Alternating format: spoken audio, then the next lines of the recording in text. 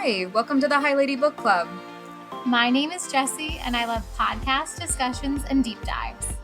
And I'm Katie, and I love all things Sarah J Maas and outlandish theories. So we combine those loves into a weekly Sarah J Maas discussion podcast. We'll be reading along to her books. We're diving into Crescent City first, and class is starting now. This is the English class you don't want to spark note.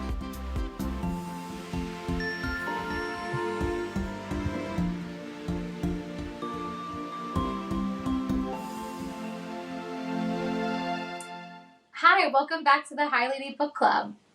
Welcome back to class. How are you doing this week, Jessie? I'm good. I'm a lot better than last week. I'm out of my sad feels. And I was really happy to read more than 4 chapters at a time. Yeah. So, because we're reading more chapters, we'll do maybe a shorter recap so we can focus more on discussion and get into things. Yes. So definitely read the book because we're going to go through this quickly. But here's a quick refresher on these 7 chapters. And again, a spoiler warning, if you haven't read Crescent City 1, the first couple chapters, we're up to chapter 14 at this point. Stop listening now. Yeah. Yep. If you haven't read at least up to chapter 14, stop here. Yeah. So we started part 2. Mm-hmm. It's called The Trench, which I didn't really know what to think of that. And then all of a sudden it says 22 months later. And I was like, what? Excuse me? What about the demon and the thing that Bryce is going to give to Danica? Oh, okay. Yeah. No, we don't get any of that. It's classic Sarah J Maas to leave us at an extended cliffhanger. Sorry, you wanted to know something? You'll have to wait. I know. Oh, yeah. So we're 22 months ahead. And Bryce is back at the White Raven Club. Only this time she isn't drinking or dancing. She hasn't done that since Danica died. And she barely sees Juniper or Fury anymore. Mm-hmm. So it's like same place, but like a very different spot in her life. Yeah. But she is still hooking up with random guys. Or fae, excuse me. This time it's a lion shifter, which is fitting because apparently the White Raven was built on top of the ruins of some god that was, or goddess of pleasure. Yeah. So there you go. She's at the club for the reason she's actually there, though. She wasn't even there just to hook up. That just was kind of like just on the side. Just an impulse. She was like, okay, now I guess I'll get to what I needed to do. She's there to do a sketchy business deal for Jessica for her job. She meets Maximus Tertian. Yeah. He's a 200-year-old vampire who's from the richest vampire in all of Pangea.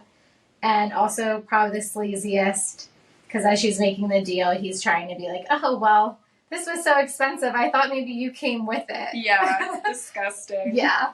He's getting real creepy and gross and being like pushy. And then Rune shows up at the perfect time.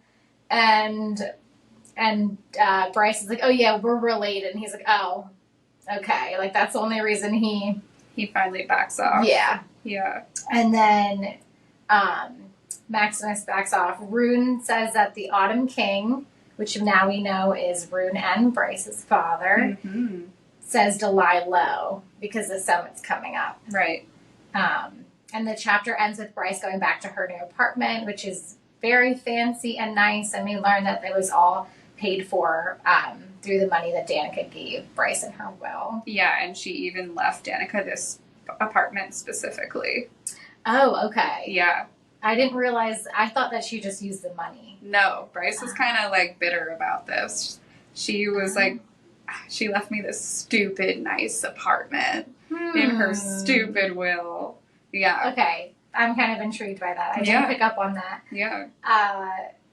Which maybe we can get into as we get into this more. So chapter 9 opens in Hunt's point of view, where he's doing what he does best as Micah's assassin, is killing someone. It sounds like a pretty brutal scene that we just are opened up into.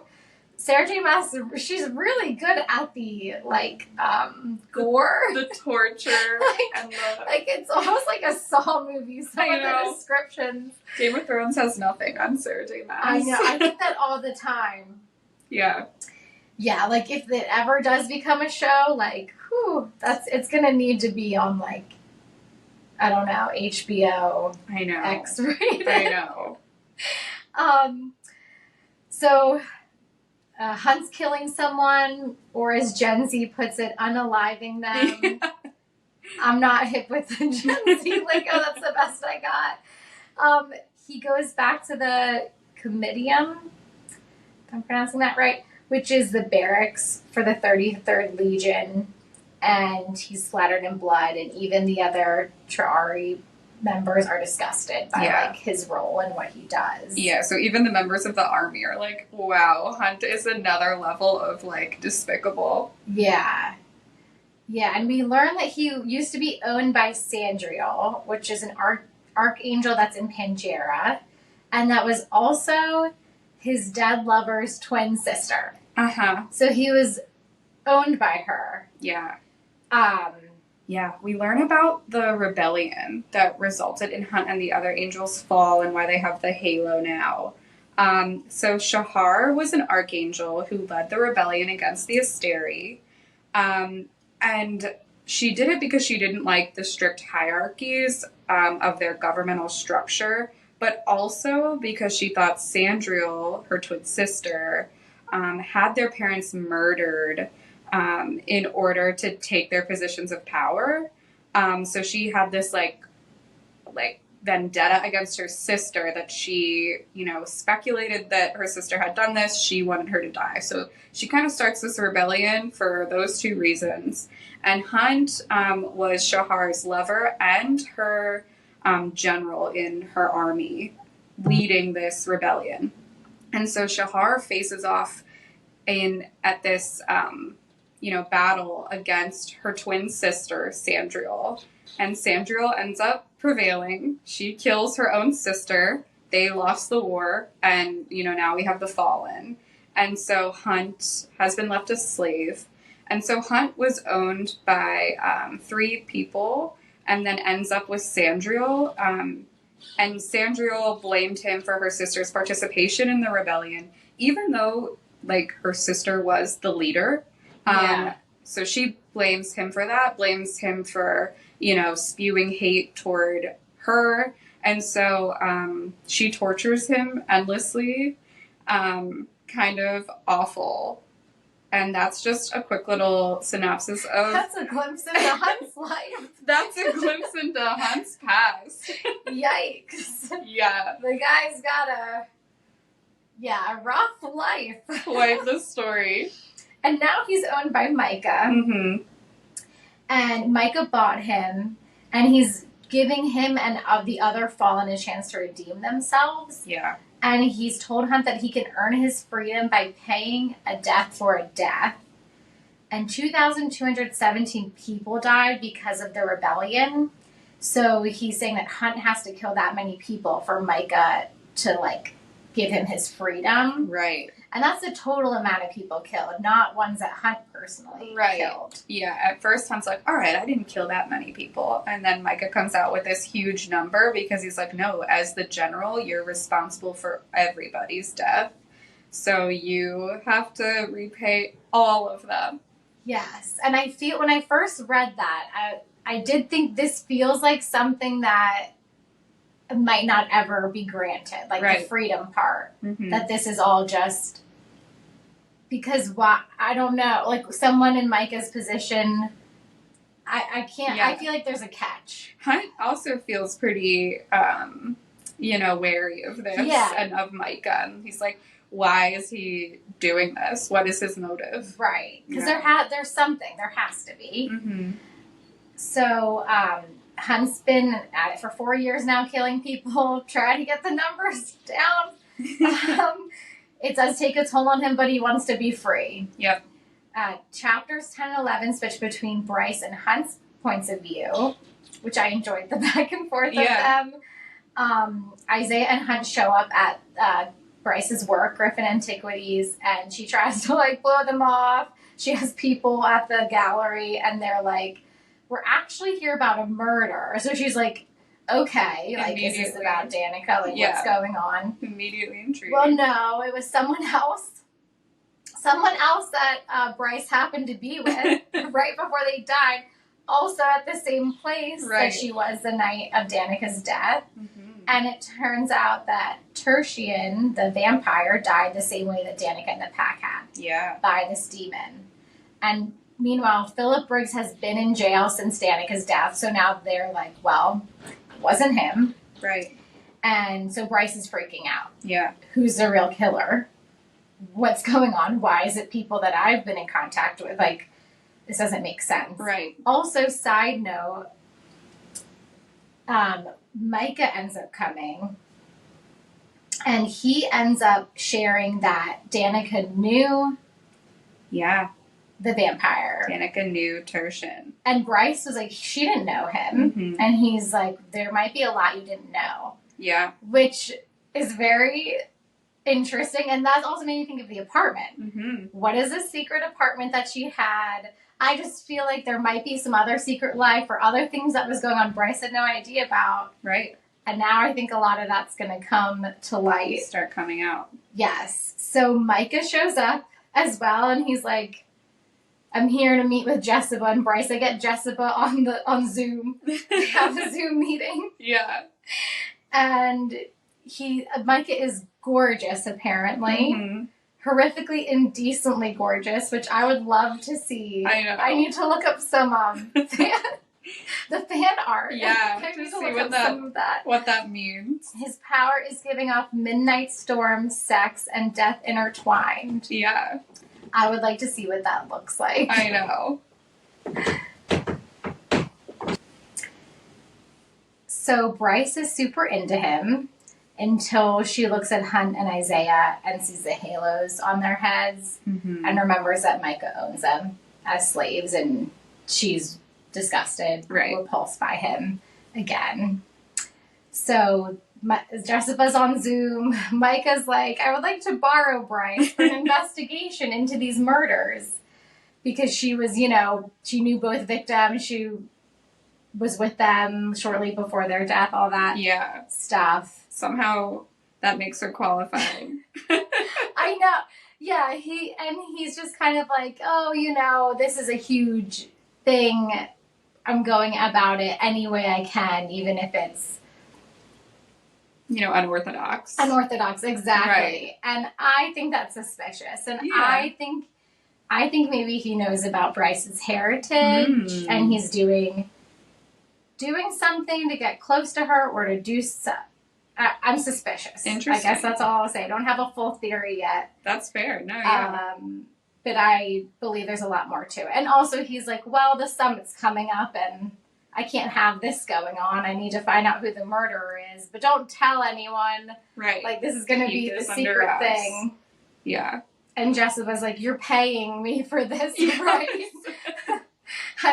There's this law you have to pay. And he's like, all right, whatever. I also love that she throws in like, oh, Bryce, try not to die. Like, it would be really annoying to replace you. I know. I love Jessica's character.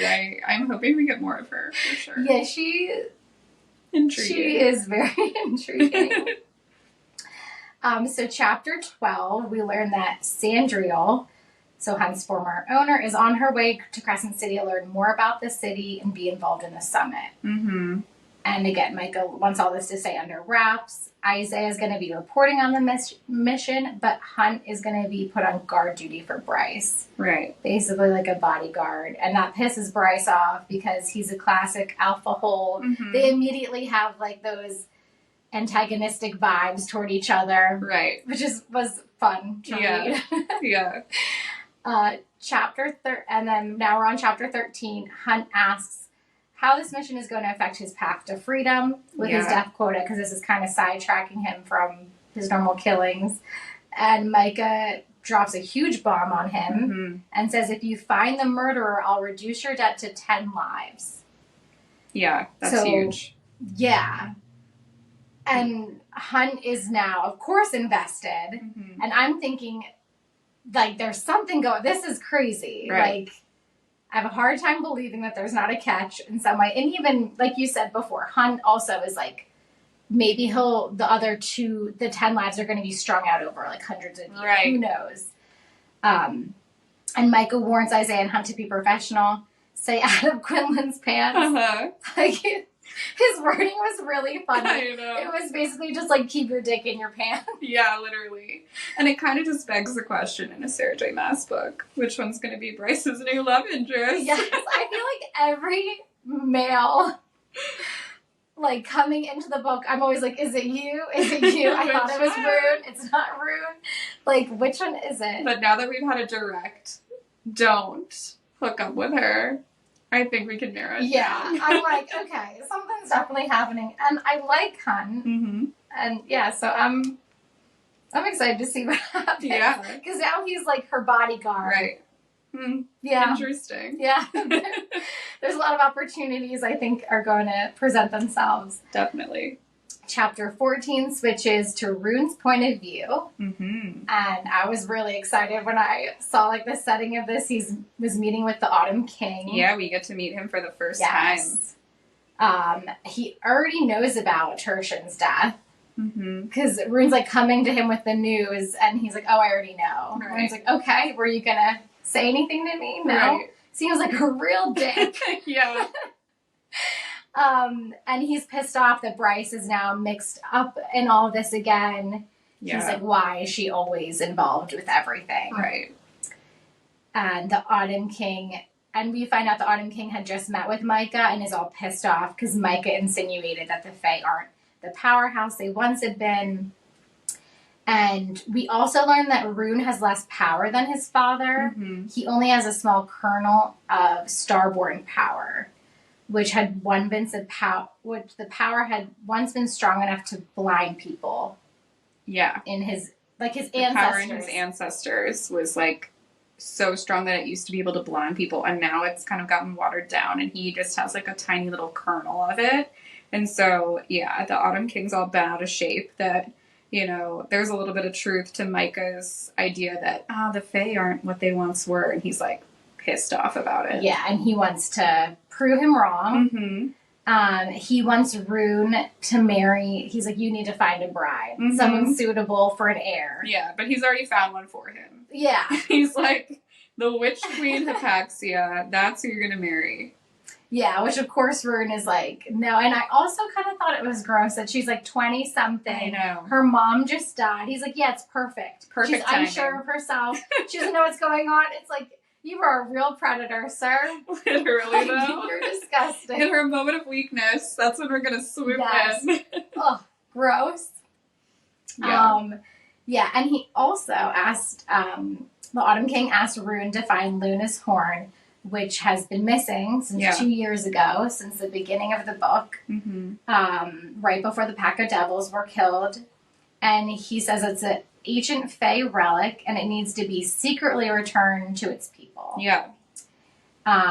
Because we know Micah's also been looking for it. Right. And so now we have 2 undercover missions between Rune and Bryce. Mm-hmm. Interesting. Yes. The chapter ends with Rune recalling his visit to the Oracle and the real prophecy he'd gotten from her, not the fake one he told his dad to keep him from doing something horrible. The real prophecy said that the royal bloodline shall end with you, Prince. Yeah. Pretty ominous. Yes. I'm very intrigued because I think that could mean... I know it like what it seems like it means he's not going to have Right. a child, but I guess we'll get into our theories about it. Yeah. Maybe let's take a quick break and then we'll come back and discuss some of this information and what that prophecy could mean. Yes, let's do it. Okay. So the Oracle's prophecy for Rune, the royal bloodline shall end with you, Prince. I'm really curious. Do you have some theories about what it could mean? So it did cross my mind that okay, maybe it's ending with Rune, but is it going to be continuing with Bryce? Yeah, interesting, because she's, this secret princess. Yeah. Mm-hmm. She has the bloodline that she could carry on. Mm-hmm. So I had that thought. And I also just had this weird thought. Might be a little out there. Our first outlandish theory. Yeah, our first outlandish theory. So, like, Rune and his father in general, and the idea of the Oracle made me think of Oedipus. Uh-huh. And it made me think of his dad trying so hard to make his son be or do what he wants that he's going to end up causing, like, the downfall of himself. Right. Yeah, I feel like that happens with a lot of prophecies where people are so hung up with trying to make it so that it doesn't happen that they cause it to happen. Like, yes. In Harry Potter, Lord Voldemort does all of this stuff, tries to kill Harry so that this prophecy doesn't come true, and then in doing so, he, like, makes it come true. Yeah, exactly. Yeah. So that could be interesting. That's an interesting theory for sure. Yeah, so that I could see being a little far-fetched, but I did have that come to mind. Mm-hmm. We also learned, we got a lot of new information again. Yeah. The 2 great rites to enter adulthood for Fae. Mm-hmm. Yeah, there's the Oracle, which we just, heard about Rune's Oracle experience, which you go to at 13, and she gives you, I guess, a prophecy or something like that, which is interesting because Bryce had visited the Autumn King when she was 13. So, you're thinking, ooh, is it to see the Oracle to do this kind of rite of passage? Yeah, because it did say the first time that she met him, she ended up leaving in tears. Mm-hmm. So something clearly happened at that visit that did not go well. Right. Like, could her prophecy maybe be related to runes or, something that just pissed the Autumn King off? Yeah. We don't know. Yes. I want to know what hers is. I hope that we'll learn it. Yeah. Yeah, well, I can't say anything on that. But the other great rite is the ordeal, which happens after your visit to the Oracle. It could happen a few years or even decades later. And we don't get much information about this yet, but we do know that Rune's ordeal was when he got the Star Sword. Yeah, it sounded like the sword that Arthur was like, no one could pull it from the rock, like people had tried. Because it sounded like even his dad tried to. Yeah. It sounds like he was kind of obsessed with trying. Like, he really wanted that sword. He was looking up all ways that he could do it, even if he wasn't, like, the chosen one. Right. Right. And then Rune was able to. Mm-hmm. So, yeah, that's interesting. There's a lot of interesting... It makes me also think of Danica and her mom. Mm-hmm. How, like, Danica was more powerful. Though, with Rune, he's not as powerful. He's not as powerful as the Autumn King. But... I think the Autumn King doesn't quite know about his power, his shadow powers, or at least like the... Yeah, he's kept some of the specifics of his powers secret. That's true. Yeah. Like the extent of them, like how powerful that is. Or just what he can do with it, I think. So he can... I don't think he knows about all of the like telepathy stuff that we heard about. I think he's kept that under wraps. So they definitely have... some interesting tension there between him and between Rune and the Autumn King, which I think will just be very interesting to watch as we go forward. Yeah, I'm interested to see how this goes. Mm-hmm. Yeah, another thing that I found really interesting. This is kind of jumping to another topic. So we learned about the 7 territories of hell, and 7 is a very like holy number, and so there are 7 territories to match the 7 asteri. And so those are the hollow, the trench, the canyon, the ravine, the chasm, the abyss, and the pit. And I think it's interesting if you look at your book and you look at the parts, part 1 and 2 of this book are the hollow, and now we're starting the trench.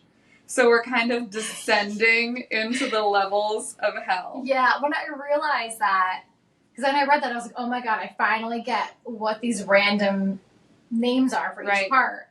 And then I was like, oh, this seems very ominous. Yeah. I don't like this. No.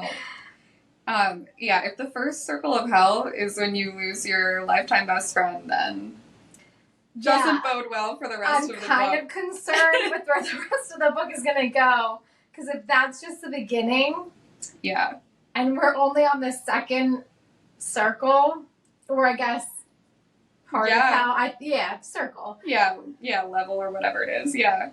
Concerning. I'm very concerned. Yeah. And I feel like Bryce has already gone through a lot. I know. Well, we have some new characters, so maybe it won't just be Bryce. We have Hunt. And we learned about his history in the rebellion, and actually this is another topic I wanted to discuss. So we learned that his mother named him Orion, which means hunter, and that's where he gets his nickname Hunt. And we know Orion is a constellation. It's like, Orion's belt are those 3 stars. I don't know a ton about astrology, but I looked up some mythology around Orion, and there are 2 kind of big myths that surround him. And so I wanted to share those 2 to see if we could maybe come up with, another outlandish theory on this. Yeah, I feel like there's a lot of room for outlandishness here. So Orion was a huntsman and a demigod. He's the son of Poseidon. And he fell in love with a princess named Merope. I'm not sure on the pronunciation of that. And he really wanted to marry this girl. There's darker versions of this myth that suggest that, maybe he's attempting some horrible things toward her.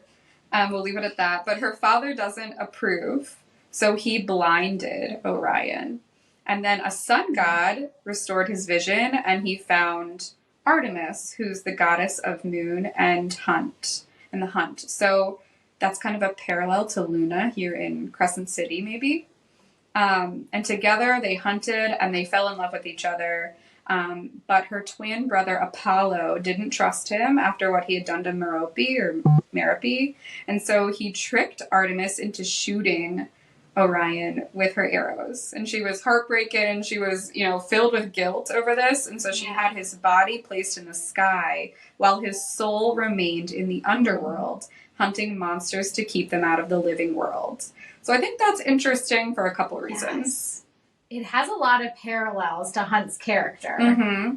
He's like, an assassin, and he is an expert on demons and keeping them out of the world. Hunting demons. Mm-hmm. And, he ended up, in the underworld. We're descending into hell. So there's some parallels there. So, I'm already doesn't bode well for Hunt. Is he gonna die? Hunt. I know. No, but it does sound, and it makes me wonder, is Artemis, is that Bryce? Because, Artemis is this goddess of moon and the hunt. Right. And maybe Bryce, maybe it's a stretch, but she's in Crescent City. Interesting. Which is, Yeah. Could she be Bryce, or could she even be Luna, the goddess, the, patron goddess? Or could Luna be blessing Bryce and, leading her? Which, is interesting as well. Because, and obviously, I don't know what's going to happen, but, are they going to fall in love? And something happens where she is forced to kill him. I don't know. There's a lot of...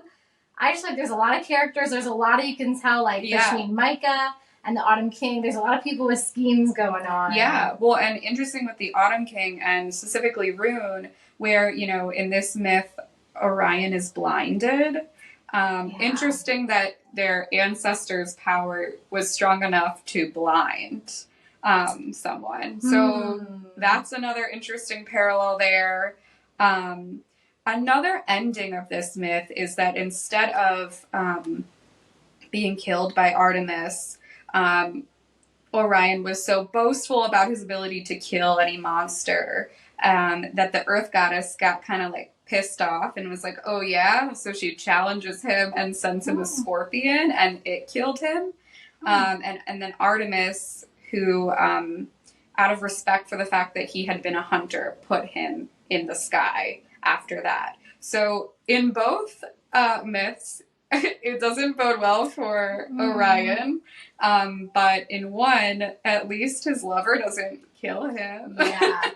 And I also think the part about him being sent to the sky in both versions, like Hunt is an angel. Yeah. So. And he has this lightning power. Yeah, I don't know. There's a lot of interesting. He's the only one with lightning power. Right. Only one in living memory. Living memory. That's really interesting. I don't know. Yeah. I feel like you could go down so many like little rabbit holes about all of what this could mean. Yes. The mythology is really interesting. And we know that Sarah J Maas uses a lot of mythology as inspiration. Right. Like we've talked about before. Yeah. So, I mean, and you never know what way she's going to go with it. She could take pieces and not.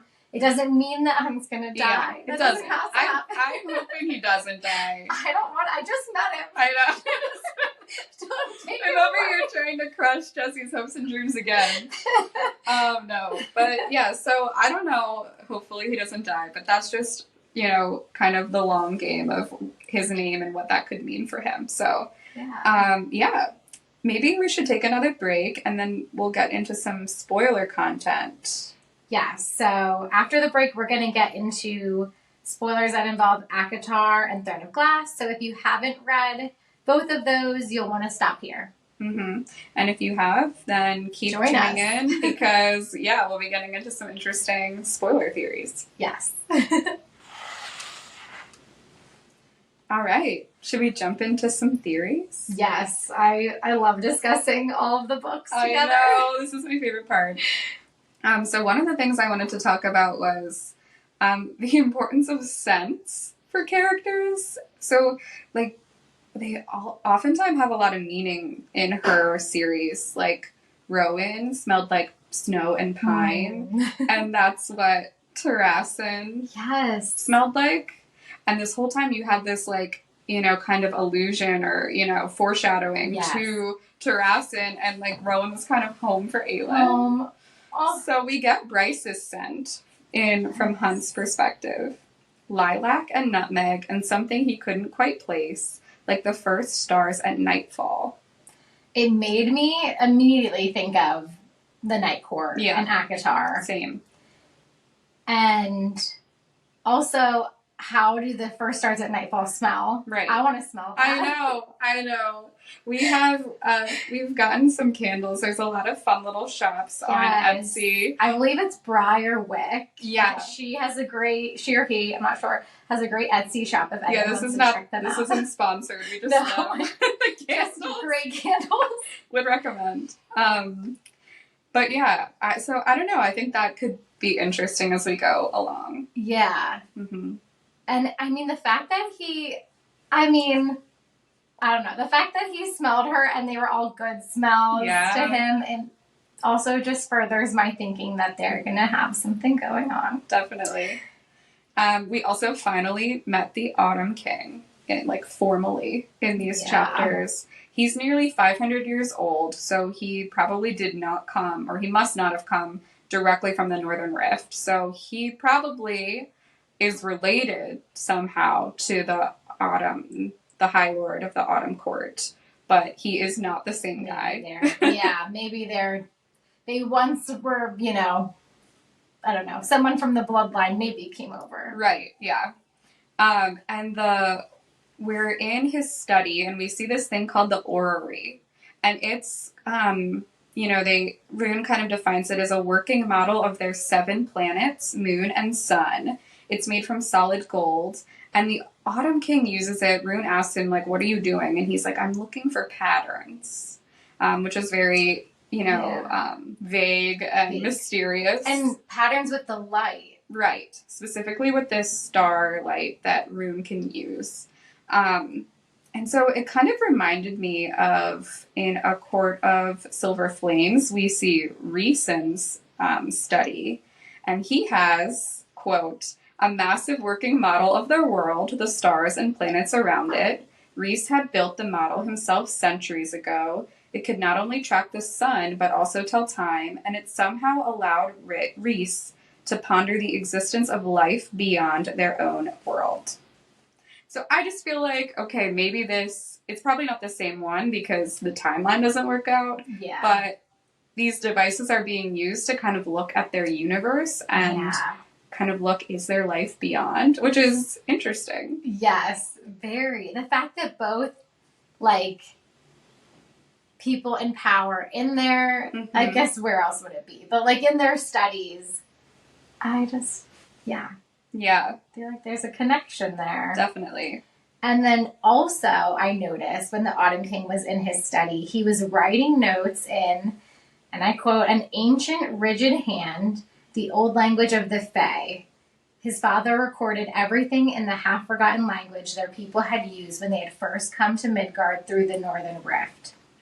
That immediately made me think of the word marks from Throne of Glass. Yeah. That ancient, powerful language that also was, like, kind of forgotten. Yeah. I guess Nehemiah's family had still used it, and that had magic and power to it when he wrote it out. So that made me think, is this the same language that had come through somehow? Yeah. It's interesting to think. Yeah. And he's been using, and we don't know that it's word marks, but, like, is he using them for his own magic or spells or? Yeah, like, what is he doing with it? He's up to something. He definitely is. And then in ACOTAR, we met Meryl, a priestess in the sanctuary in the House of Wind. She's Gwen's kind of bitchy boss. Yeah. But she's kind of interesting. She's kind of an interesting parallel, I think, to the Autumn King, at least in this regard. She's, like, obsessed with theories regarding the existence of different realms and different worlds. And so Gwen kind of summarizes some of her research, and she says, she's obsessed with this idea that these worlds are living on top of each other without even knowing it. Whether there is merely one existence, our existence, or if it might be possible for worlds to overlap, occupying the same space but separated by time and a whole bunch of other things. And she says some believe that there are 11 worlds like that, and some believe that there are 26, the last being time itself. And then later in the book, Nesta gets the harp and there are 26 strings, and the last one was time itself. So I feel like this theory might, be true, that it's possible that there are 26 worlds or something that are happening parallel to each other. And that's kind of how we have Crescent City and all of these parallels to Throne of Glass world and ACOTAR world. Yes. And did Nesta ever pluck any of the other strings? She plucked a few to jump. The first couple. I remember her jumping, like... Jumping space. Jumping space. Okay. But... yeah, the last one was time. And I remember the harp saying something like, if you pluck some of these others, we can do terrible and great things. And, that ominous talk. But Nessa's like, no, I'm just trying to do this one thing. Like, I'm not trying. Like, I'm staying in my world. I have my people to save. Listen, we got things to do. Yeah. Yeah. Okay, that's right. I remember her jumping time. That is, yeah. Oh my gosh. Yeah. That is just really cool. And another thing that was mentioned that also reminded me a lot of ACOTAR was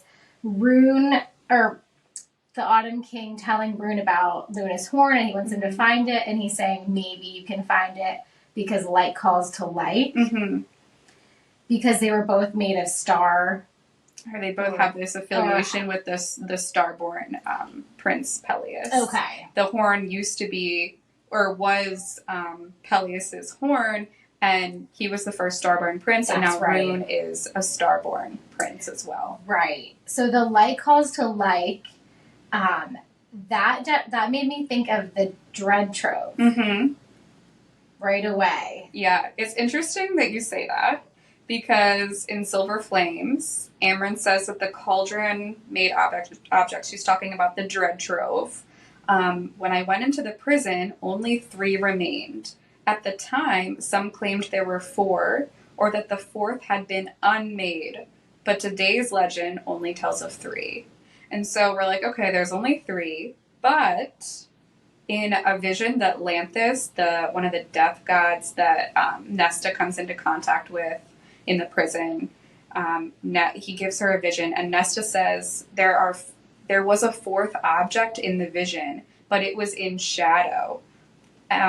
Was there ever a 4th part of the trove? All I could make out was a bit of ancient bone. Yeah, that is, I mean, like, that could clearly be Luna's horn. Yeah. And I was thinking, is it shadow? Is it hard to make out because it's in another world? Mm-hmm. Is it because it's in another world with the rune? Because he has the shadow welding abilities, yeah. and he is related to it. Maybe. Right. Very interesting. Yeah. And also, I think the idea that it's made of ancient bone is relevant because what would a horn be made of? It would be it's bone. Yeah. So I feel like maybe the 4th Dread Trove object is the horn. Somehow got in Crescent City. Mm-hmm. And clearly it's extremely important. Yeah. Why does everyone want it? Right. Jessica wants it. Micah wants it. Now the Autumn Kid. Yeah. Everybody, all these people in power are trying to get this horn that went missing before Danica died. And now, Micah's like, we need to know who killed Danica. So it all must be, related or important at least. Oh my gosh. Now I'm thinking, did someone from another world come to get it? Because why was there a blackout? Huh. That's weird. Yeah. Very I'm weird. like, oh my gosh, I'm so excited to keep reading. This is so cool. Wow, we've gone over a lot of interesting things. Yeah. It's crazy how much overlap there is. Mm-hmm. And how intentional Sarah J Maas, the highest lady of them all, mm-hmm. is. I'm really excited to keep reading and finding more rabbit holes to go down together. Yeah, me too. So for next class, read chapters 15 to 23, and I'm sure we'll find plenty more rabbit holes to go down. And if you enjoyed our podcast, it would mean a lot to us. If you review, share our podcast with a friend, any of your book friends, and thank you for listening. Yeah, thanks. Thanks for attending English class today. To keep the discussion going, join us on Instagram at the High Lady Book Club. Make sure you do your homework for next week, and we'll see you back here.